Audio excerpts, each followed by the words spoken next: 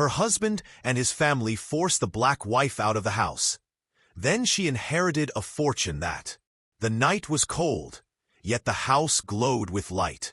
On the porch, a suitcase thudded against the wooden floor. A woman stood still, shoulders straight, eyes wet but calm. Inside, her husband's family cheered as if a burden had been lifted. The door closed in her face. Lena didn't cry. She walked away, shoes sinking into the mud. For years she had endured their whispers. She doesn't belong. She brings us shame. Now they forced her out with nothing but her clothes. Days turned to weeks. She slept in a small rented room, worked long shifts at a diner, and spoke little. People thought she was broken, but inside, Lena carried a quiet fire. She remembered the only person who had ever told her she mattered, her late Aunt Grace. Then came the letter, heavy, sealed with gold. Lena's hands shook as she read. Aunt Grace had left her the entire estate, land, companies, a fortune that stretched beyond imagination. The news spread fast. Her husband's family heard it at a dinner party. Forks froze mid-air. Laughter stopped. Whispers turned to gasps.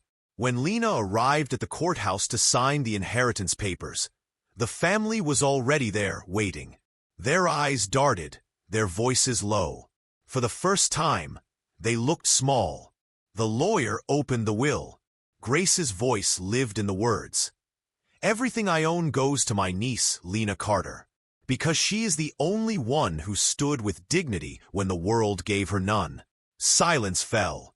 Her husband's mother lowered her head. The brother who once mocked her slumped in his chair. Her husband's hands trembled on the table. Lena didn't gloat.